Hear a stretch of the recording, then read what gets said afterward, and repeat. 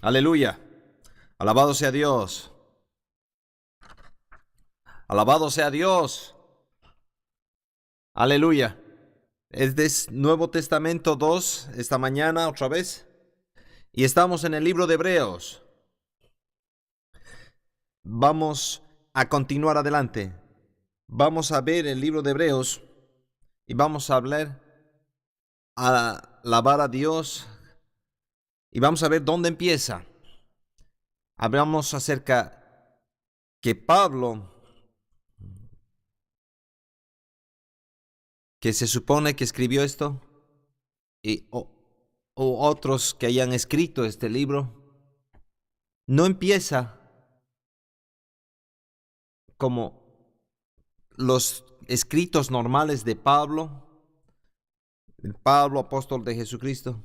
No dice quién es, pero en lugar, el escritor del libro de Hebreos empieza directamente con el pensamiento y dice, Dios, y enfatiza quién es Dios. Dios, habiendo hablado muchas veces y de muchas maneras en otro tiempo a los padres por los profetas, en estos postreros días nos ha hablado por el Hijo, a quien constituyó heredero de todo, y por quien asimismo hizo el universo, el cual siendo el resplandor de su gloria y la imagen misma de su sustancia, y quien sustenta todas las cosas con la palabra de su poder, habiendo efectuado la purificación de nuestros pecados, por medio de sí mismo se sentó a la diestra de la majestad en las alturas, hecho tanto superior a los ángeles cuanto heredó más excelente nombre que ellos.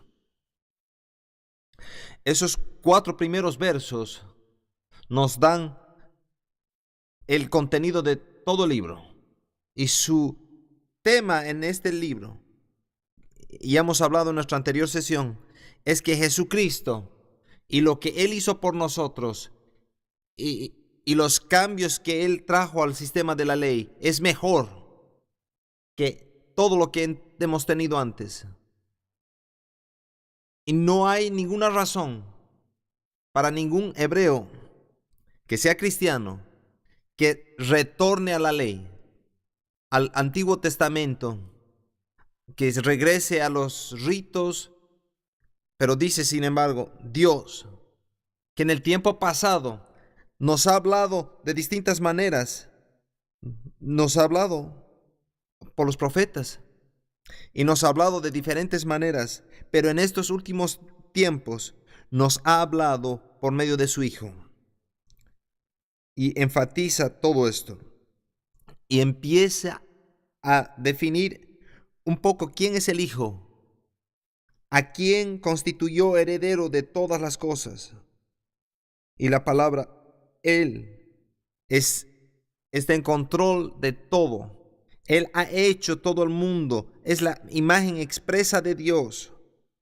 Y me gusta la frase de el hermano James Bell, que Jesús puso un rostro a Dios.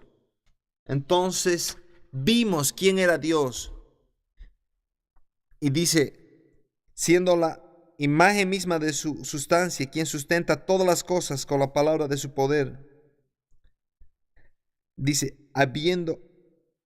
y dice algo muy importante, habiendo efectuado la purificación de nuestros pecados. ¿Cuántos están felices de que ha purificado? Él hizo la obra, así como esta es una introducción de todo lo que va a hablar. ¿Qué hizo? Se fue y se sentó a la diestra del Padre. Y uno de los puntos es aquí, que Jesús está sentado a la diestra del Padre en gloria. Pero un sacerdote terrenal que está haciendo sus trabajos nunca se sienta en la presencia de Dios. Está siempre haciendo sus labores.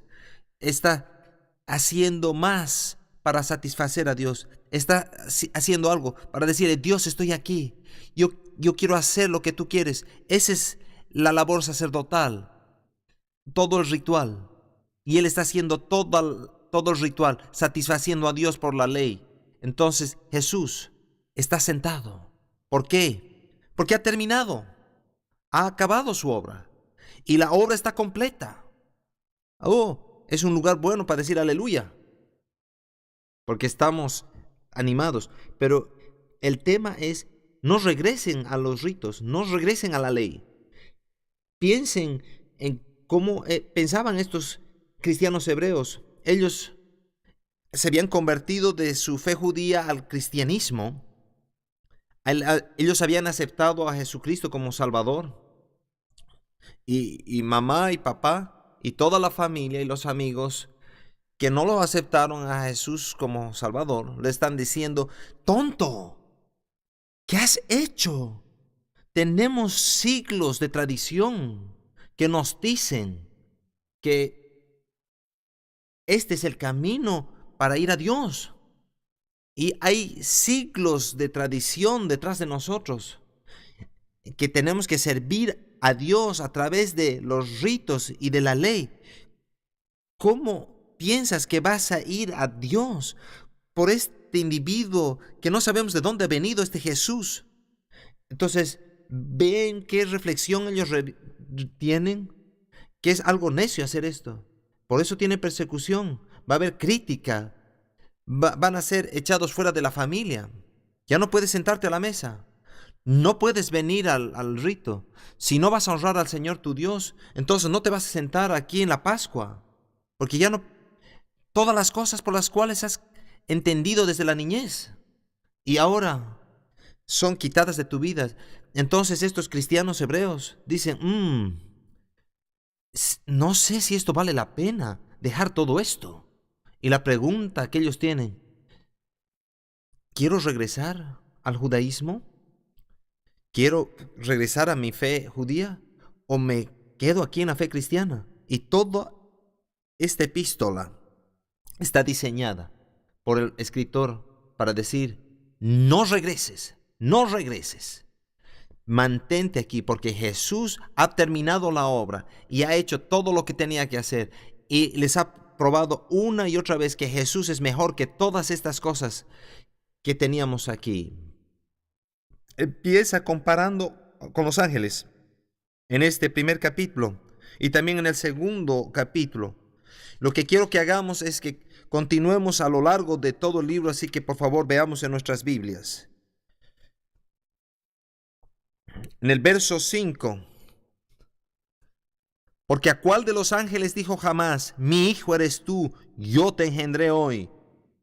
Y empieza a citar de los salmos y empiezas a continuar todo el resto de este primer capítulo y hablando acerca de los ángeles, y les prueba después: este Jesús ha cumplido todo esto, todas estas escrituras, todas estas profecías, y Jesús es mejor que los ángeles.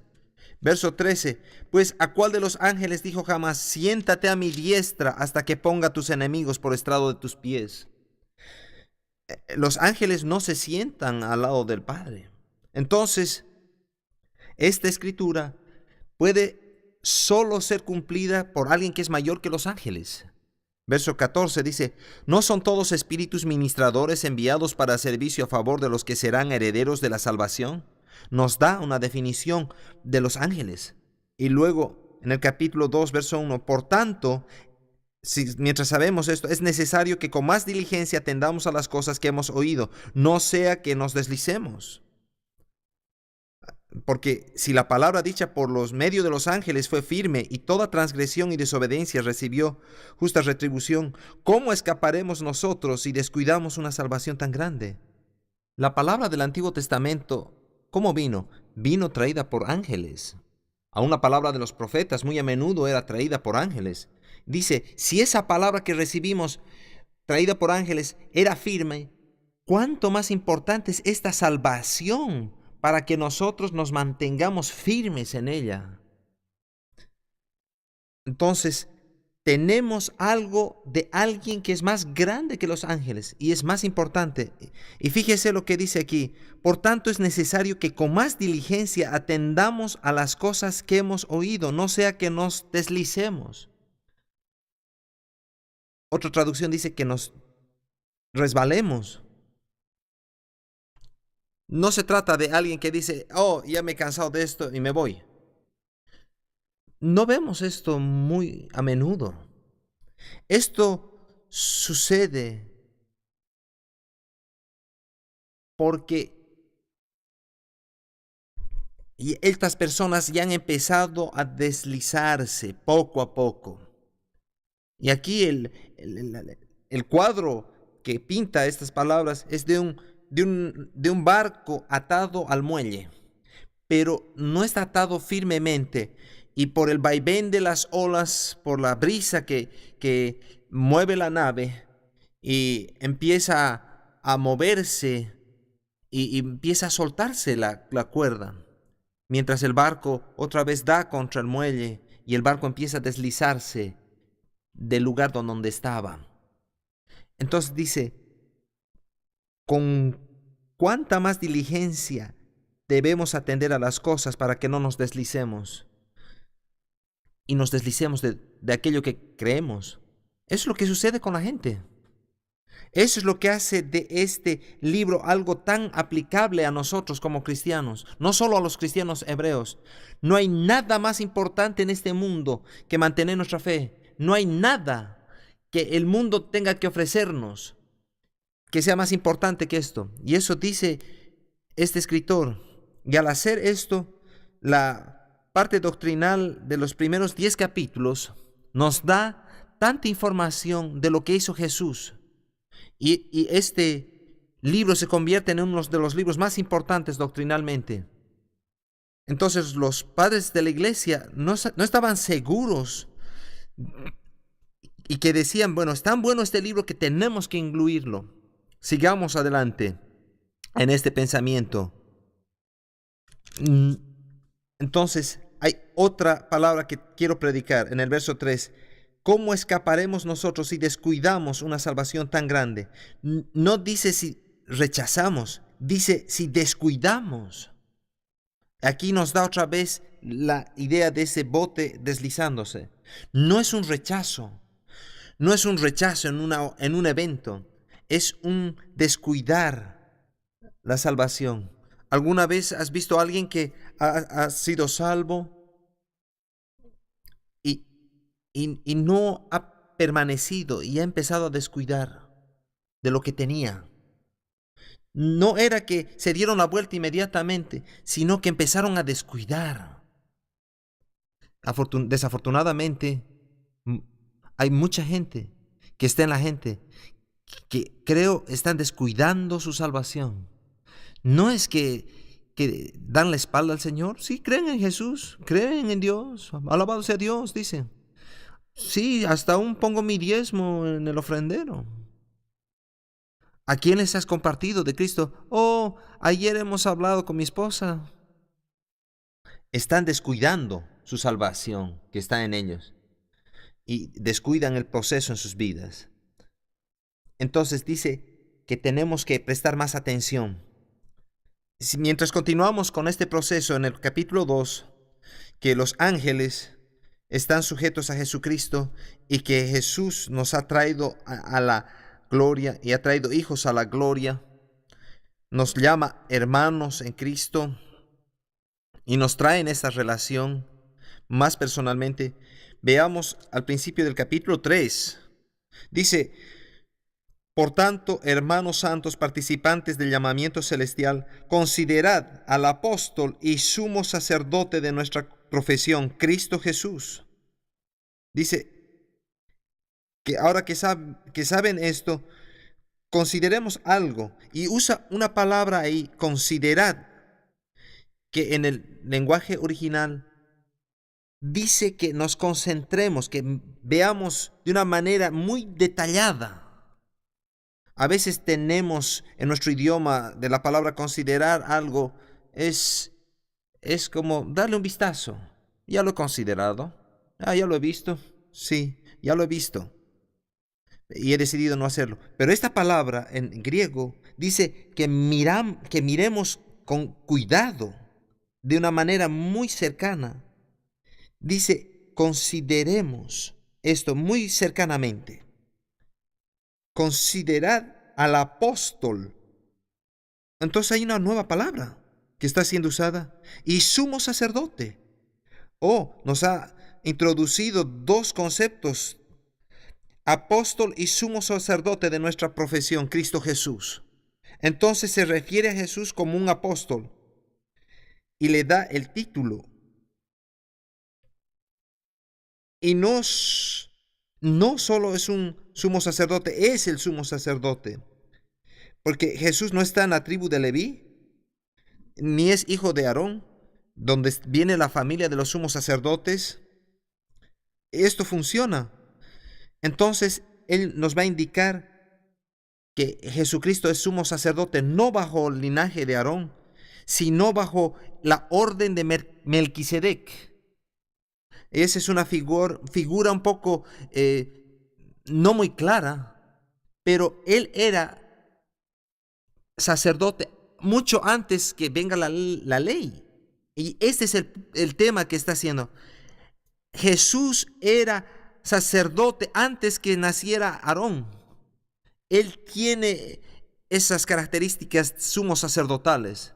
Entonces lo trae aquí, esta característica de sumo sacerdote. Antes que tengamos la ley y el sacerdocio que vino de Aarón, continuemos leyendo aquí. Él era fiel al que le constituyó, como también lo fue Moisés en toda la casa de Dios. Entonces, aquí menciona a Moisés. Lo que hace aquí, empieza a introducir todas estas ideas y todas estas personas. Y dice en el verso 5, y Moisés a la verdad fue fiel en toda la casa de Dios como siervo. ¿A quién estaba sirviendo? Moisés estaba sirviendo a Dios. ¿Y en qué casa estaba Moisés? En la casa de Dios. Moisés construye el tabernáculo para que Dios lo habite. Moisés era un sirviente, era el constructor. Y dice aquí, un poquito más con cuidado, y dice aquí, Moisés era la verdad fiel en toda la casa de Dios como siervo. Luego dice, verso 6, pero Cristo como hijo sobre su casa, la cual casa somos nosotros y retenemos firme hasta el fin la confianza. Dice, Moisés construyó la casa, pero Jesús y Dios vivían en la casa. ¿Y quién tiene más honor, el constructor o el que vive en la casa? Es una ilustración muy simple y es una buena ilustración. El dueño es el que tiene la honra. Yo te he contratado a ti para construir la casa. Tú eres mi siervo, has hecho un buen trabajo, gracias. Te pago, te vas. Pero yo estoy en esta casa y vivo ahí para siempre. Esta es mi casa. Entonces, aquí que el que vive en la casa es más grande que el que sirve en la casa. Entonces, Cristo es más grande que Moisés, es mayor. Piensen en los judíos cristianos. ¿Alguien más grande que Moisés? Es un pensamiento que nos asombra. Moisés nos dio toda la ley y el entendimiento de la ley, el sacerdocio. Moisés nos libertó. Un momentito. Tenemos un libertador mayor que Moisés. Entonces, nos lleva a este punto y nos trae al entendimiento que Moisés es mayor que los ángeles y mayor que Moisés para toda esta gente judía. Él está haciendo esta declaración que Jesucristo va más allá de todo esto y enfatiza todo esto. Y viene con otros pensamientos. Creo que ya mencioné esto antes, pero quiero volverlo a repetir. Si no has leído todo el libro de Hebreos, encuentra un tiempo, aun si no es en este periodo de este curso, siéntate y lee todo el libro. Lee todo el argumento en un solo intento. A veces tratamos de sacar pedazos de aquí, pedazos de allá, y predicamos de esto. Pero es muy importante todo el argumento fluir. Y lo que aquí está diciendo el escritor. También habla acerca de Moisés, cómo Moisés lo estaba llevando a la tierra prometida. Y dice, no entraron ahí. Al final del capítulo 3, Él dice, acuérdense, Moisés los estaba guiando a la tierra prometida, pero ¿qué pasó? Pero no entraron por incredulidad. Entonces, ustedes tienen la oportunidad de tener fe para entrar a esa tierra que Dios quiere que tú tengas, porque tú tienes fe y no incredulidad. Y aquí habla acerca de la palabra acompañada con fe. Hemos hablado mucho de esto. Tenemos que acompañar la palabra de Dios con fe para que hagamos lo que Dios quiere que hagamos. Dice, ellos no entraron y Moisés no pudo introducirlos a la tierra producida y no pudo meterlos a la tierra prometida. Entonces, estás ahí en Cristo, estás en la tierra prometida. ¿Te acuerdas lo que dice acerca de la casa? Cuando dice, ahora, ¿cuya casa sois vosotros? Nosotros somos el templo del Espíritu Santo. Pablo dijo en 1 Corintios, ¿no sabéis que vosotros sois templo del Espíritu Santo? Entonces trae eso otra vez. El escritor dice, tú eres parte de esto y ahora te has convertido en hijos que viven en la casa, no siervos. Se han convertido en herederos. Y trae todos estos temas que los otros escritores usaron. Entonces, que somos parte de esto y vamos a entrar a ese reposo. Veamos el capítulo 4, verso 11. Procuremos pues entrar en aquel reposo para que ninguno caiga en semejante ejemplo de desobediencia. Porque la palabra de Dios es viva y eficaz, y más cortante que toda espada de dos filos, y penetra hasta partir el alma y el espíritu, las coyunturas y los tuétanos, y discierne los pensamientos y las intenciones del corazón. Y no hay cosa creada que no sea manifiesta en su presencia. Antes bien, todas las cosas están desnudas y abiertas a los ojos de aquel a quien tenemos que dar cuenta. Esa escritura la hemos usado. Hemos sacado el verso 12, hablando acerca de que la palabra de Dios es viva y más cortante que toda espada. Pero aquí la usa en el contexto. Si ellos no entraron en el reposo, no aplicaron la palabra y no la acompañaron con fe, entonces ustedes, si la acompañan con fe, van a ser capaces de aplicarla.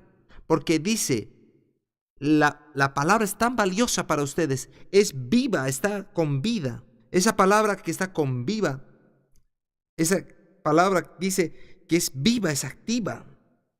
Algunas traducciones hablan de la vida que tiene la palabra. Quiero aclarar un poco eso. Está viva. No sé si ustedes usaron este término. Abajo de tu uña, ahí hay una parte muy sensible. Y si te punzas ahí, he visto algunos ceños fruncirse. Cuando te punzas, sabes que estás con vida. ¿No es así? Sí, sí. Te despierta. Te hace saltar. Pero dice aquí, la palabra de Dios es viva. Está con vida. Entonces, esa palabra no es dolorosa, pero la palabra de Dios entra a ti, te hace saber que estás con vida. Está con vida, es poderosa. Hay muchos temas aquí en esta escritura. Y continúa aquí. La palabra de Dios empieza a ver todas las cosas y todas las cosas están desnudas. Y vemos el verso 14. Dice, por tanto ahora que hemos discutido todo esto, por tanto teniendo un gran sumo sacerdote que traspasó los cielos, Jesús, el Hijo de Dios, retengamos nuestra profesión. Entonces, ¿se acuerdan cuando empezó? No se deslicen, no descuiden. Ahora dicen, ahora que ustedes sabemos, mantengan su confesión, mantengámonos firmes en lo que creemos y en lo que decimos. Mantente firme, no le des la espalda. Y dice que tenemos este gran sumo sacerdote. En el verso 15 dice, porque no tenemos un sumo sacerdote que no pueda compadecerse de nuestras debilidades, sino uno que fue tentado en todo según nuestra semejanza, pero sin pecado. Acerquémonos pues confiadamente al trono de la gracia para alcanzar misericordia y hallar gracia para el oportuno socorro. Porque todo sumo sacerdote tomado de entre los hombres es constituido a favor de los hombres en lo que a Dios se refiere, para que presente ofrendas y sacrificios por los pecados, para que se muestre paciente con los ignorantes y extraviados, puesto que él también está rodeado de debilidad, y por esta causa de ella debe ofrecer por los pecados, tanto por sí mismo como también por el pueblo. El tema aquí es, tenemos un sumo sacerdote. Tenemos un sumo sacerdote. Entonces, viendo que tenemos este sumo sacerdote, vamos a hablar acerca del sumo sacerdote. Y aquí introduce este pensamiento, y que es mejor que los ángeles, mejor que Moisés. Y ahora dice, Jesús es mejor que todos los sumos sacerdotes. Él cumplió más que todos ellos. Él tiene las características. Él dice aquí que los sumos sacerdotes son tomados de los hombres. Y aquí hace la declaración que nadie declaró que Jesús iba a ser sumo sacerdote. Fue declarado desde la eternidad. Y el énfasis aquí es tomando la ley poco a poco. Y dice, Jesús es mejor que todas estas cosas.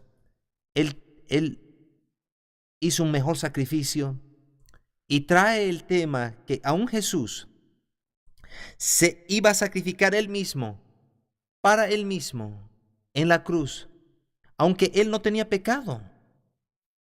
Y cada sumo sacerdote entendía lo que atravesábamos. ¿Por qué no lo iba a hacer? Él también lo hizo. Él estaba experimentando los mismos problemas y las mismas cosas que nosotros estábamos experimentando. Y el sumo sacerdote estaba consciente de por qué estaba ofreciendo los sacrificios por el pecado, porque él lo hacía por su propio pecado. Entonces, él tenía que hacer eso para cubrir su propio pecado y luego cubría el del resto. Él hace aquí la buena declaración, más adelante en el libro, que Jesús hizo todo esto. Lo que hace es que va muy meticulosamente, y no tengo todo el tiempo y no me voy a tomar el tiempo para ver cada uno de estos puntos, pero yo quiero que tú veas que está probando esto. Jesús es mejor que los ángeles, Jesús es mejor que Moisés, Jesús es mejor que el sumo sacerdote, es mejor que todo lo que tienes que ofrecer. El mundo no puede satisfacer tus necesidades, no hay nada a lo cual regresar. Y aquí le está diciendo a los cristianos hebreos que no puedes depender de nada más sino solo en Jesús. ¿Y eso no es verdad ahora? Es la actitud que debemos tener aquí, nosotros, en cómo es su sumo sacerdocio. Aquí en el capítulo 5 dice, en el verso 12, porque debiendo ser ya maestros, después de tanto tiempo, tenéis necesidad de que se os vuelva a enseñar cuáles son los primeros rudimentos de la palabra de Dios, y habéis llegado a ser tales, que tenéis necesidad de leche y no de alimento sólido. ¡Wow! Dice, ya deberían ser maestros, y tenemos que enseñarles otra vez. Y dice, aquí el tema es, yo creí que ya estaban más avanzados, pero están pensando en retroceder. Y te tengo que enseñar las cosas más básicas porque no entienden las palabras de Dios y las cosas que salieron frescas de la boca de Dios. Y no pueden comer alimento sólido. Verso 13 dice, y todo aquel que participa de leche es inexperto en la palabra de justicia porque es niño. Pero el alimento sólido es para los que han alcanzado madurez, para los que por el uso tienen los sentidos ejercitados en el discernimiento del bien y del mal. Entonces, ¿cómo ejercitas tus sentidos? ¿Cómo maduras? por el uso de vuestros sentidos. Entonces tenemos que hacer algo con nuestra fe. Tenemos que usarla. Oh, ya sí, ya lo entendemos. No tenemos que estar sentados. Tenemos que estar haciendo algo. Santiago nos da esa ilustración. Muéstrame tu fe. Y yo te voy a mostrar lo que hago por mi fe. Fe con acciones correspondientes. Es tan tremendo como la palabra de Dios se conecta en todo esto y nos da un solo mensaje. Entonces, aquí el escritor nos lleva en este proceso. Si van a ser niños, dice, continuemos.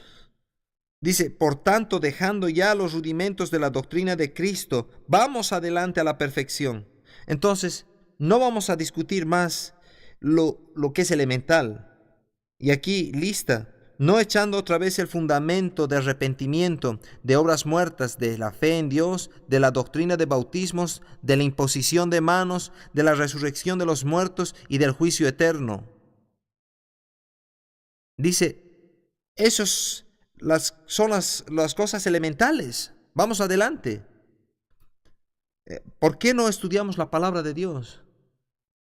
La fe, el arrepentimiento, el bautismo. Tenemos que ir más allá de ello. Hay más allá, hay cosas que entender.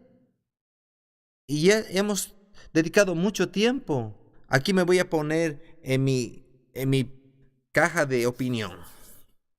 Hemos dedicado mucho tiempo en la iglesia ahora yendo en las cosas elementales. Y él dice, tenemos que ir más adelante. No estoy queriendo una revelación oscura, como un amigo la llamó, o una experiencia profunda. Yo quiero lo que Dios quiere darnos. Yo quiero su revelación para que podamos crecer más que antes. Entonces nos dice aquí, a través de este proceso, vamos a ir más allá en todas estas cosas. Y dice en el verso 13, y esto haremos si Dios en verdad lo permite. Y continúa en una discusión muy importante, en una discusión de alimento sólido, y habla acerca de arrepentimiento, acerca de si no te arrepientes puedes ser traído otra vez. Si le das la espalda a Jesucristo, leamos un poco de esto. Y dice, es imposible, verso 4, porque es imposible que los que una vez fueron iluminados y gustaron del don celestial, en el verso 6 termina el pensamiento y dice, y recayeron, sean otra vez renovados para arrepentimiento. Un momento, está diciendo que es imposible que alguien que sea deslizado, que sea traído otra vez de regreso. Si te has deslizado de Dios, ¿es imposible regresar a Dios? No es eso lo que está diciendo. Continuamos leyendo. He parado ahí a propósito, para que pienses. Continuamos leyendo. Verso 6. Crucificando de nuevo para sí mismo al Hijo de Dios y exponiéndole a vituperio. Él está diciendo, si no aceptan la salvación de Dios, entonces dices, yo creo que no es suficiente, crucifiquemos a Cristo otra vez. No necesitas hacerlo. Continúas creyendo lo que creíste al principio. Si no quieres aceptarlo y quieres crucificar a Cristo otra vez, es imposible para ir otra vez por ese propósito y nunca vas a encontrar salvación. Si rechazas a Jesucristo, no hay nada en el mundo mejor que Jesucristo. Si lo rechazas, tú rechazas lo mejor que Dios tiene para ti. No hay nada más. Es imposible. Si alguna vez has gustado las cosas celestiales, no hay nada que sea mejor que ello. Ese es el tema que está tratando de traer. Alguien está diciendo acerca de que nunca te puedes apartar de Dios. que nunca vas a perder tu salvación. Pero la Escritura nos enseña claramente que puedes perder tu salvación y que puedes irte y apartarte de Dios si quieres. Eso es algo tonto, pero puedes escoger darle la espalda a Dios. Y dice, y si tú lo haces y tratas de crucificar otra vez a Jesús y dices que necesitamos otro sacrificio para nuestro pecado, y aquí el tema es que Él ha hecho un sacrificio único y ha terminado. Él ha terminado su sacrificio y llega a este punto y no está tratando aquí solamente con arrepentimiento, está hablando de alimento sólido. Este es el alimento sólido del Evangelio. Y aquí es lo que está sucediendo en esta relación y no tenemos que ir más allá en esta relación. En el verso 9 dice: pero en cuanto a vosotros, oh amados, estamos persuadidos de cosas mejores y que pertenecen a la salvación, aunque hablamos así. Dice, yo sé que ustedes se van a mantener firmes con su salvación. No la suelten. Y ustedes dirán, me estás predicando muy duro a nosotros como estudiantes. Todos somos salvos. Manténganse firmes. Porque yo he visto estudiantes maduros, ancianos en la iglesia, en la fe, descuidarse de su fe y apartarse. Oh, hermano Roland, yo nunca voy a soltar mi fe. Tú mejor haces buenos nudos y amarras bien al muelle. Tú tienes que asegurarte que estás bien firme. Mi padre nos casó a mi esposa y a mí, y él dice, yo he amarrado este nudo firme. Tú lo mantienes. Y de vez en cuando yo tengo que agarrar y ver si ese nudo está bien firme para mantener mi matrimonio. Tienes que hacer lo mismo con tu salvación. Asegúrate que estás bien agarrado, porque hay siempre el peligro de que nos deslicemos. A propósito, algunos que me están escuchando, quizás han tenido algunas cuestionantes internas y quieren regresar atrás. Y estoy aquí para recordarte lo que este escritor en Hebreos nos dice. No pienses siquiera en retroceder. Agárrate firme de lo que Dios te ha dado. El don celestial, Jesucristo. Dice, una vez que lo has probado, no hay nada mejor. No importa lo que el mundo te quiera ofrecer. No hay nada mejor que Él. Dios tiene el mejor don para ti. Y aquí continúa con este pensamiento. Voy a regresar aquí a la dirección que tiene aquí. Y habla acerca de Melquisedec, el rey de Salem. Reconocemos, y mientras regresamos a la historia allí en Génesis, cuando Abraham va a rescatar a su sobrino Lot y toda su familia había sido tomada cautiva, y Abraham va y captura a esos reyes y trae a Lot y lo hace regresar. Y mientras regresa a casa de esta batalla, y Abraham gana esta batalla y regresa a esta área, y este hombre que era sacerdote del Dios Altísimo, aquí en Génesis, Melquisedec, el sacerdote del Dios Altísimo, viene a encontrarse con Abraham y bendice a Abraham y extiende la bendición de Dios a Abraham, y él reconoce que Abraham tenía bendición de Dios y que caminaba en ella, y trae esa bendición de Dios a Abraham, y Abraham responde dándole el diezmo de todo el botín de guerra. Está diezmando a Dios a través de este sacerdocio. Y podemos decir el rey de Salem, o podemos decir Jerusalén en ese término. Ahora, aquí el libro de Hebreos nos trae ciertos temas que Melquisedec significa justicia. Es un sacerdote. Jesucristo es sacerdote según el orden de Melquisedec. Y dice que Jesús es mayor que el sacerdocio de Aarón. Y Melquisedec recibió los diezmos de Abraham. En otras palabras, todo el linaje de los hebreos pagaron los diezmos a este sacerdote, mucho antes de que hubiese sacerdocio. Entonces dice, hemos establecido que el diezmar no es una ley del Antiguo Testamento, y honrar a este hombre, a este sacerdote, va más atrás de la ley y va más atrás a Jesucristo. ¿No ven la conexión entre los dos? Melquisedec es un sacerdote del Dios Altísimo, no es el sacerdocio de Aarón.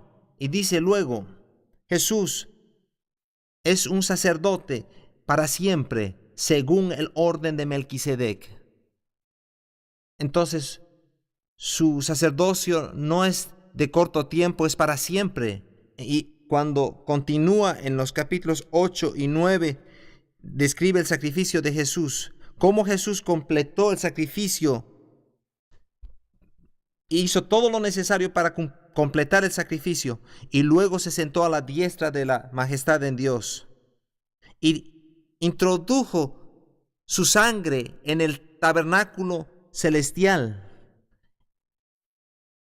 Y aquí dice que el sacerdote siempre va cada año a hacer esto, y tiene ese ritual tamid, que el sacerdote hebreo cada mañana entra y cada noche y arregla el candelero, va a los panes de la proposición y van al altar del incienso y están haciendo y teniendo actividad en el lugar santo. Están diciendo más o menos, oye Dios, estamos aquí, te amamos, estamos cuidando de todas estas tareas, y hacen esto todos los días y nunca se pueden sentar porque no hay un lugar donde sentarse. Todo el mobiliario del templo, del lugar santo, no estaba diseñado para que alguien se relajase. Ese era un lugar para trabajar, para servir a Dios. Entonces iban al lugar santo todos los días y era un ritual diario. Y dice, pero Jesús entró al lugar santísimo con su propia sangre y terminó el sacrificio, y ahora está concluido. No hay más, no hay nada más que hacer. Y luego se sentó a la diestra del Padre. ¿Y por qué se sentó? Entonces, ¿cuál era el tema aquí? Porque ya ha terminado su labor. Ya no tenemos que crucificarlo otra vez. No tiene que satisfacer nada más. Él ha terminado todo en relación con el proceso que fue. Él terminó todo. Ya no necesitamos sangre de animales para limpiar nuestra conciencia. Pero cuánto más, dice, la sangre de Jesucristo satisfará todas tus necesidades. Entonces, continúa en este proceso. Algunos, dice, van a vivir por fe. Algunos van a confiar en esto. Y llega al capítulo 11 y empieza con esta historia. Hay algunos que vivieron por fe. Es pues la fe, la certeza de lo que se espera, la convicción de lo que no se ve. Ellos vivieron por fe porque la reconocieron y entendieron. Y habló aquí de todos estos. Llamamos aquí el capítulo 11 los destacados de la fe. Y vemos aquí de Enoc, Abraham, y por la fe Moisés hizo esto. Habla acerca de Rahab y nos da una larga lista. Cada uno de ellos puede hacer un sermón. Quiero que vayamos al final del capítulo 11. Y dice en el verso 32, ¿y qué más les digo? Porque el tiempo me faltaría contando de Gedeón, de Barak, de Sansón, de Jefté, de David, así como de Samuel y de los profetas. Aún no he llegado a ellos. No tengo tiempo para eso, dice. Que por fe conquistaron reinos, hicieron justicia, alcanzaron promesas, taparon boca de leones, apagaron fuegos impetuosos, Evitaron filo de espada, sacaron fuerzas de debilidad, se hicieron fuertes en batallas, pusieron en fuga ejércitos extranjeros. Las mujeres recibieron sus muertos mediante resurrección. ¡Aleluya! Oh, esa es una lista tan gozosa que está escribiendo aquí. En medio de todo esto dice, miren estos que ganaron las batallas. Y luego dice, mas otros fueron atormentados, no aceptando el rescate, a fin de obtener mejor resurrección.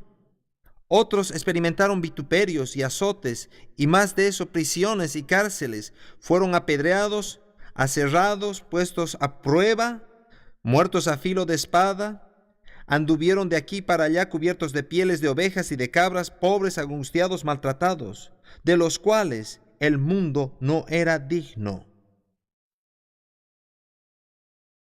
Esa frase, amo esa frase.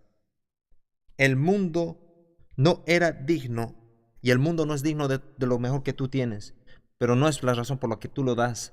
Tú das lo mejor que tienes, y tú perseveras. Y es lindo apagar los fuegos impetuosos, tapar las bocas de leones, pero también es importante entender que algunos murieron por ti en fe. Y dice que aquí todos vivieron por fe, y el mundo no era digno de ellos. Verso 39, y todos estos, aunque alcanzaron buen testimonio mediante la fe, no recibieron lo prometido, proveyendo Dios alguna cosa mejor para nosotros, para que no fuesen ellos perfeccionados aparte de nosotros. Tenemos que darnos cuenta que lo que tenemos es aquello que los hace felices a ellos. Ellos atravesaron muchas dificultades. Ellos murieron, fueron aserrados en dos. Eso es lo que dice. Eso no es gozoso, no es triunfante, lo es si mueres por la causa correcta. Es una lista emocionante. Cuando regresemos después del descanso, vamos a continuar con esta lista. Y quiero que veamos las otras cosas que Dios va a hacer en nuestras vidas. Aleluya.